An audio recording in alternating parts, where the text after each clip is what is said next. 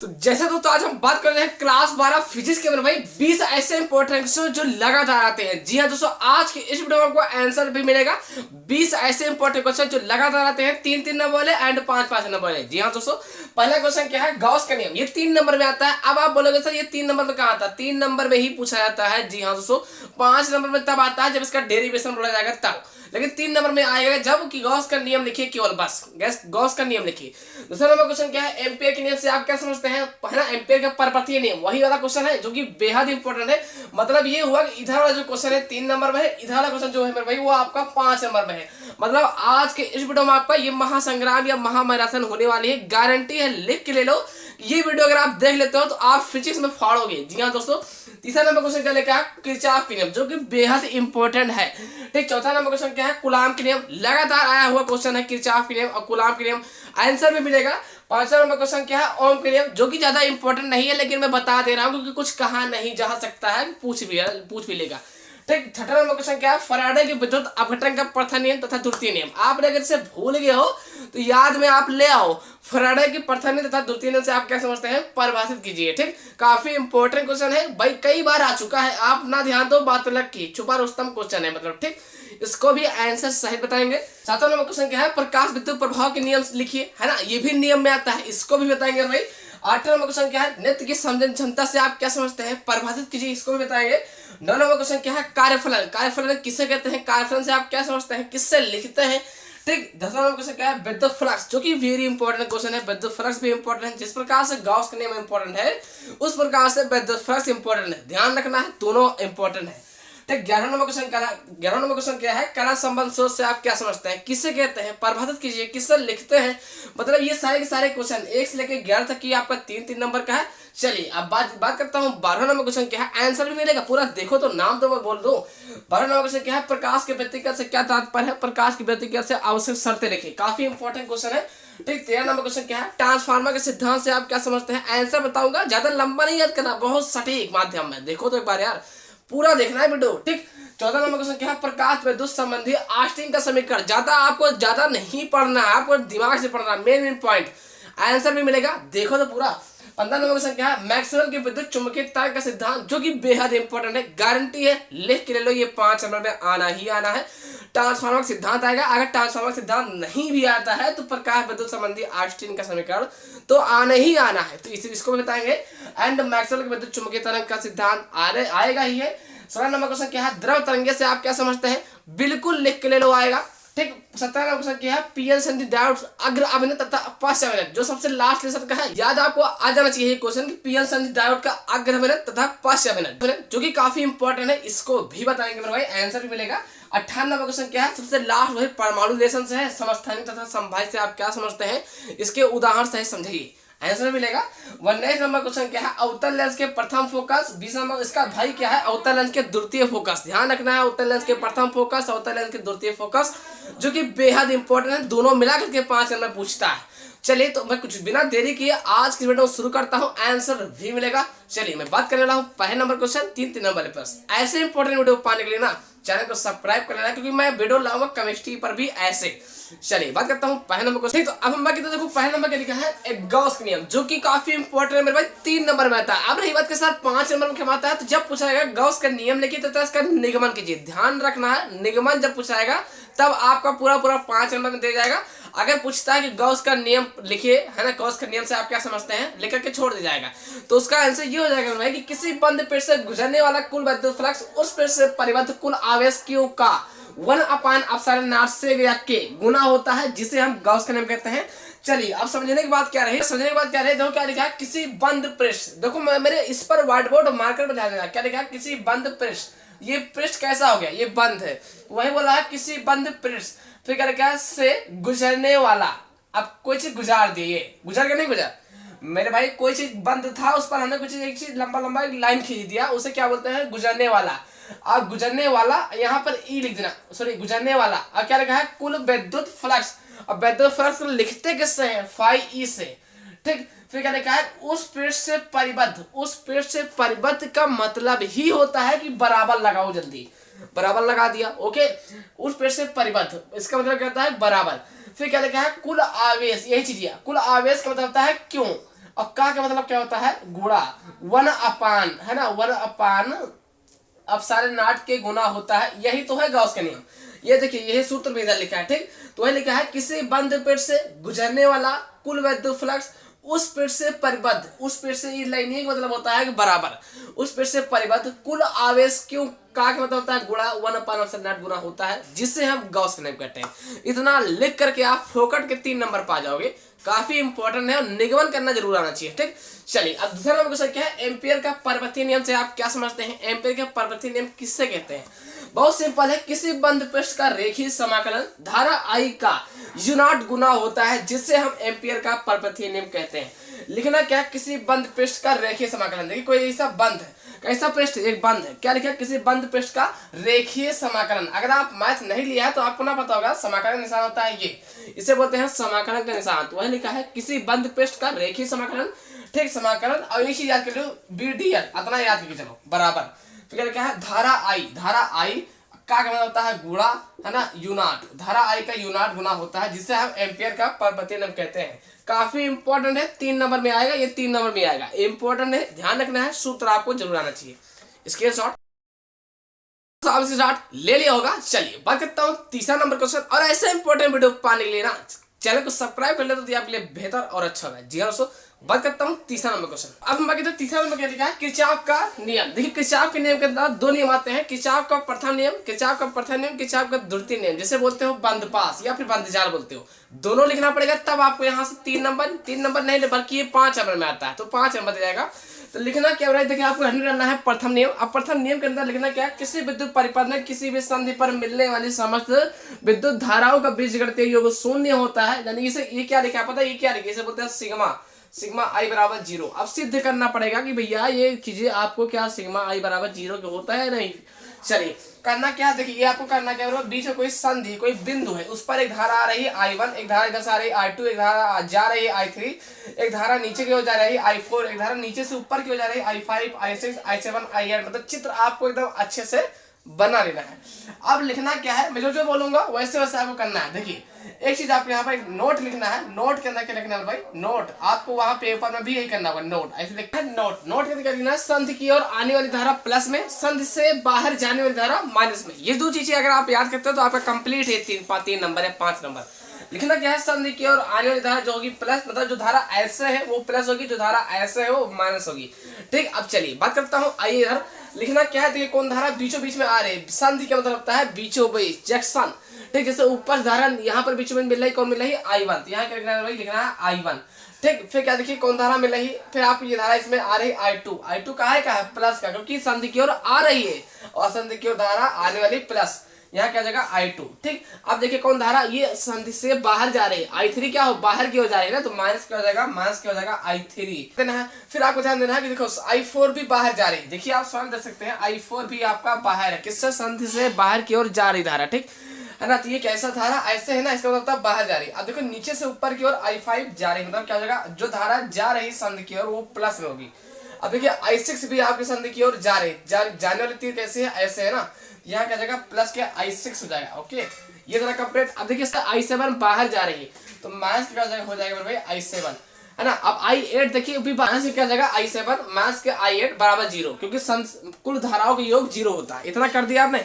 अब ध्यान देना है, जो प्लस में हो इसको इधर रखो, जो माइनस में हो उसको बराबर उस साइड ले जाओ।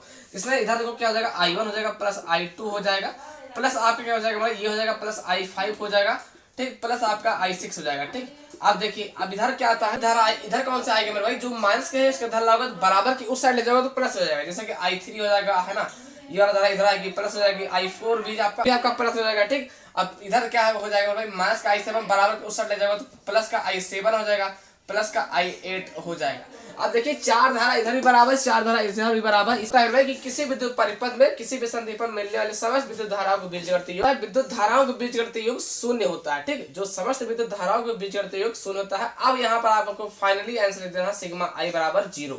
अब आपका कंप्लीट इतना कर देना है तो आपको प्रथम नियम कंप्लीट हुआ। इसका भी और है, इधर स्क्रीनशॉट। आपको लिखना है किरचॉफ का द्वितीय नियम, जिसे बोलते हैं बंद चाल। देखिए जो मैं वो तरीका बताऊंगा सबसे अलग है, हर टीचर हर स्कूल अलग अलग तरीके बताता है। कोई बंद पास लिखता है तो कोई बंद जाल लिखता है, लेकिन बात देखिए चाहे कान इधर पकड़ो चाहे कान इधर पकड़ो, दर्द होना ही होना, ठीक। तो बात है कि देखिए आपको चित्र जो हो बहुत जरूरी है, आपको चित्र बहुत अच्छे से आना चाहिए। ए है, बी है, सी है, डी है, ई है, एफ। चित्र आपको R1 I1 E1 E2 R2 I2 R3 I1 plus I2 दोनों का जुड़ गया, मतलब चित्र आपका अच्छे से बना लेना है। अब आपको जो मैं बताऊंगा वैसे करना है। यहाँ पे चाहे बंद जाल लिखो चाहे बंद पास लिखो, बात एक ही है। तो मैं बंद जाल इसलिए लिख रहा हूँ क्योंकि आपको याद हो जाए। अब यहाँ पे लिखना क्या है, लिखना है आपको बंद जाल। ठीक, बंद जाल लिखा।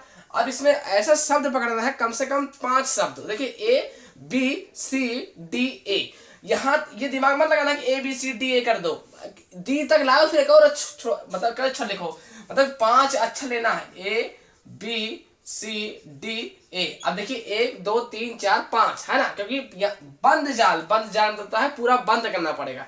अब इसके अंदर ऊपर वाले पार्ट में क्या क्या आता है उसको लिख दो। क्या जाता है, जैसे देखिए आपका आ जाएगा I1 R1 है ना, फिर इसके बाद क्या आ जाएगा, हो जाएगा I2 R2 है ना। जैसे बता रहा हूँ वैसे करना, I1 R1 फिर माइनस के I2 R2, फिर बराबर आपको लगाना है E1 है ना, E1 माइनस E2 कर देना। ये आपका कौन सा समीकरण बन जाएगा, आपका समीकरण आपका बन जाएगा, समीकरण आपका कैसा बन जाएगा, समीकरण आपका ये फर्स्ट हो जाएगा है ना। ऐसे आपको लिख देना है। फिर आपको लिखना है पुनः है ना, पुनः लिखना है। फिर क्या लिखना है, पुनः बंद जाल है ना, पुनः बंद जाल नीचे वाला लेना है। अब नीचे वाला क्या हो जाएगा, देखिए DCFED पूरा लेना है। देखो पुनः बंद जाल DCFED 5 अक्षर है, 3 2 5। ओके, अब इसमें देखो नीचे वाले पार्ट में क्या आता है, तो I2 R2 है ना, I2 हो जाएगा R2 हो जाएगा, और ऊपर से नीचे इधर जब जाएगा तो प्लस क्या हो जाएगा मेरे भाई I1 है ना प्लस I2।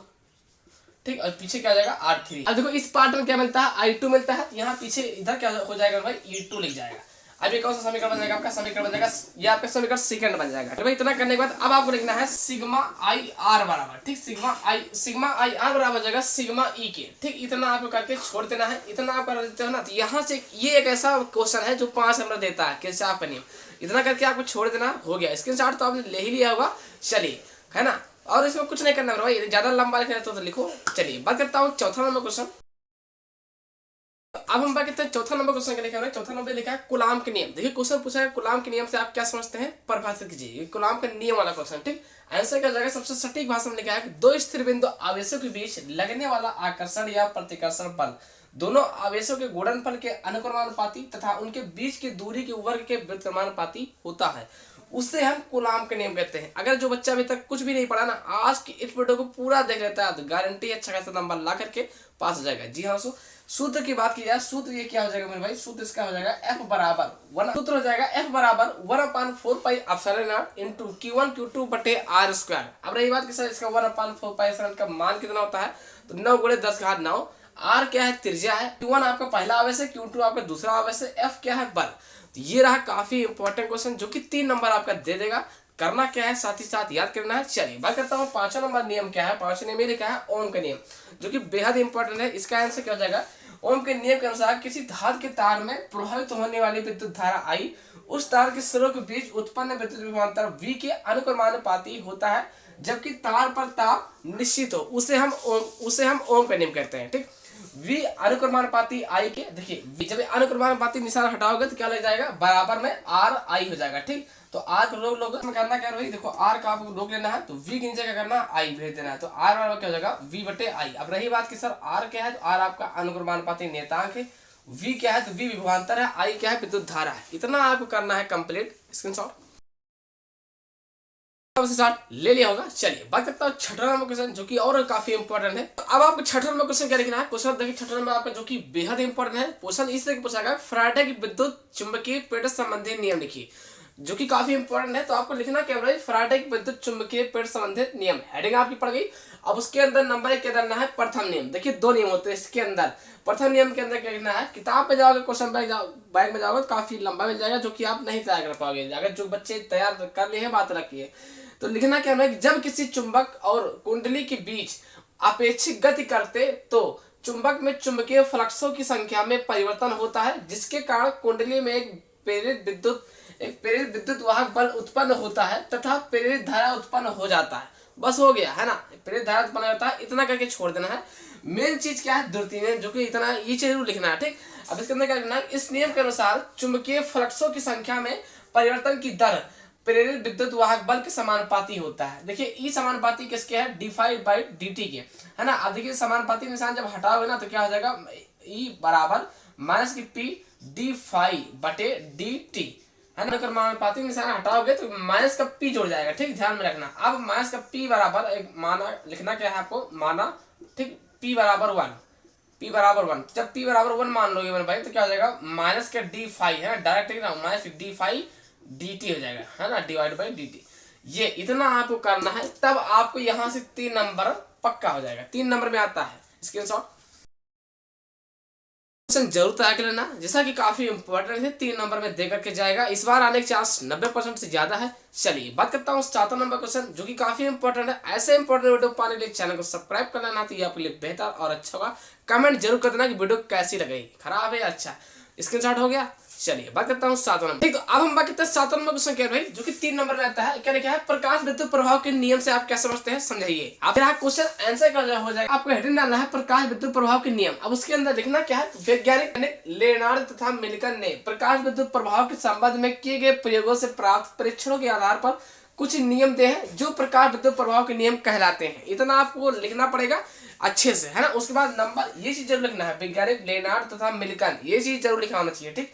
अब नंबर 1 डालना है, प्रकाश इलेक्ट्रॉनों की अधिकतम गतिज ऊर्जा प्रकाश की तीव्रता पर निर्भर नहीं करती है। दूसरा नंबर क्या जगह, प्रकाश इलेक्ट्रॉनों की अधिकतम गतिज ऊर्जा प्रकाश की आवृत्ति की बढ़ने पर बढ़ती है, ठीक। तीसरा नंबर क्या है, किसी धातु की सतह से प्रकाश इलेक्ट्रॉनों की उत्सर्जन की दर धातु की सतह पर गिरने वाले प्रकाश की तीव्रता के अनुक्रमानुपाती होता है। ये इतना आपको करना पड़ेगा, तब यहाँ से आपका 3 नंबर मिल जाएगा। जी हाँ दोस्तों, काफी इंपॉर्टेंट है, ये समझ चलना ये आएगा। करना क्या है, स्क्रीनशॉट लेते ही चलना है, साथ में स्क्रीनशॉट। अब हम बात करते हैं 8 नंबर क्वेश्चन के। 8 नंबर लिखा है, नेत्र की संजन क्षमता से आप क्या समझते हैं। क्वेश्चन पूछेगा नेत्र की संजन क्षमता किसे कहते हैं, परिभाषित कीजिए। 3 नंबर का आता है। आंसर का जगह, नेत्र की वह क्षमता जिसके कारण नेत्र लेंस की फोकस दूरी में नजदीक व दूर की वस्तु को स्पष्ट रूप से देखा जा सकता है, उसे हम नेत्र की संजन क्षमता कहते हैं। नेत्र की संजन क्षमता कहते हैं। इतना आप कर देते हो तो यहाँ से आपका 3 नंबर पक्का हो जाएगा। अब 9 नंबर क्वेश्चन क्या है, कार्यफलन किसे कहते हैं। कार्यफलन से आप क्या समझते हैं, कार्यफलन को परिभाषित कीजिए। कार्यफलन को किससे लिखते हैं, डिनोट करते हैं, परिभाषित कीजिए। 3 नंबर में भी आता है। आंसर बहुत सटीक है, मैं बार बार इसको इसलिए बताता हूँ कार्यफलन, क्योंकि कई बार पूछा चुका है। वह न्यूनतम प्रकाश ऊर्जा जो किसी धातु पृष्ठ से इलेक्ट्रॉन उत्सर्जित करने के लिए आवश्यक होती है, उस धातु का प्रकाश विद्युत कार्यफलन कहलाते हैं। इसे W से व्यक्त करते हैं। W बराबर होता है hv0, जो कि हो जाएगा, या फिर आपका क्या हो जाएगा, या फिर आपका ये भी आंसर हो जाएगा कि W बराबर hc/λ0। ये रहा इतना इंपॉर्टेंट क्वेश्चन आंसर, है ना। इतना 9 नंबर भी आपको करना क्या है, स्क्रीनशॉट ले ही लिया हो गया, है ना, हम तो बाहर थे, ले लिया। चलिए बात करता हूँ 10 नंबर क्वेश्चन, जो कि और इंपॉर्टेंट है। ये सब 3 नंबर वाले। 10 नंबर क्वेश्चन क्या है, 10 नंबर लिखा है विद्युत फ्लक्स किसे कहते हैं। देखिए क्वेश्चन पूछेगा विद्युत फ्लक्स किसे कहते हैं, इसका मात्रा लिखी है, ठीक। काफी इंपॉर्टेंट है, सूत्र भी लिखने के लिए बोला जाएगा। आंसर देना है, किसी बंद पृष्ठ से अभिलंबवत दिशा में गुजरने वाली विद्युत बल की संख्या को विद्युत फ्लक्स कहते हैं। समझने की बात की जाए, लिखा क्या है, किसी बंद पृष्ठ। देखो मेरे भाई क्या लिखा है, एक ऐसा पृष्ठ है बंद है, किसी बंद पृष्ठ से अभिलंबवत, अभिलंबवत मतलब कोई लंबी लंबी, ठीक, लंबा लंबा रेखा, अभिलंबवत दिशा में गुजरने वाले विद्युत बल की, है ना, विद्युत बल की मतलब हुआ फाई की संख्या को विद्युत फ्लक्स कहते हैं। इसे हम लिखते कैसे हैं, आपको क्वेश्चन राइट डाउन लिखना है। इसे हम फाई, इसे क्या बोलते हैं, इसे हम फाई से प्रदर्शित करते हैं। सूत्र की बात किया है मेरे भाई, तो सूत्र इसका क्या हो जाएगा, आपका सूत्र हो जाएगा फाई बराबर E cos थीटा। मात्रा की बात की जाए तो वोल्ट से मीटर, ठीक। ये 3 नंबर आपका देगा, बाकी आपकी मर्जी, तैयार कर लेना। 11 नंबर क्वेश्चन क्या है, कला संबंध स्रोत से आप क्या समझते हैं। कला संबंध स्रोत किससे कहते हैं, काफी इंपॉर्टेंट क्वेश्चन है। ऐसे 2 स्रोतों को जिनके बीच कलांतर सदैव नियत रहता है, उसे हम कला संबंध स्रोत कहते हैं। हमने जब पेपर देने गए थे तब ये कला संबंध स्रोत आया था, तो मैं इसीलिए बोलता हूँ बार बार कि कला संबंध स्रोत और कार्यफलन इंपॉर्टेंट है। लिख के ले लो मेरे भाई, ये आएगा, है ना। चलिए आपने करना, मतलब आज की इस वीडियो में जो भी बंदा पूरा देखेगा वो तो पास हो जाएगा फिजिक्स में। लिख के ले लो, मानो मेरे भाई पास होगा, आज मैंने वो क्वेश्चन उठाया हो ना जो हर बार आते हैं। चलिए समझ गए होंगे, स्क्रीनशॉट ले लो तो बताएं। स्टार्ट ले लिया होगा। चलिए अब हम बात करते हैं 5 नंबर वाले क्वेश्चन, जैसा कि 12, 13 जो भी क्वेश्चन है 5 नंबर।